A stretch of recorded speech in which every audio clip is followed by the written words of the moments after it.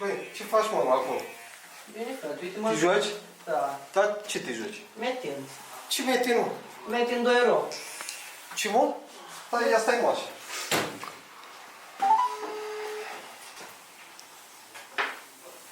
Salut, salut, ce faci? Hai, salut, uite bine acasă, tu ce faci? Bine, uite, la muncă.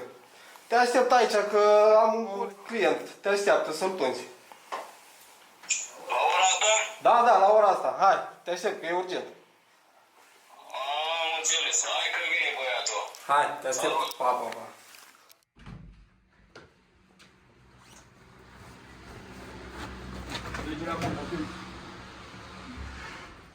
Nu stai, băiatul.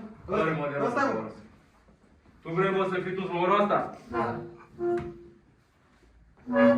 Dar ce faci, mă, aici? Mă joc. Ce te joci? Metin. Ce metin e ăsta, mă?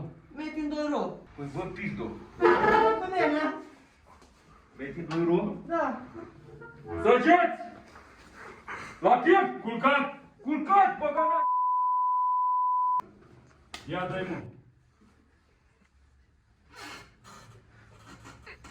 Vă pizdo. Dacă te mai văd vreodată că joci...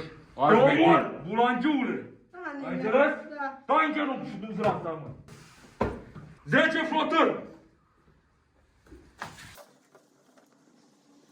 Gata, mă, bă, gata că stă inima, du-te, dragă mea. Amou, pentru Red Squad, ce ai de spus? Am auzit că este o brească la Regatul Roșu care am înțeles că face legea pe server. Păzea, că revine Empire în forță. Îi pulim în spate. Le rupem oaca în ei!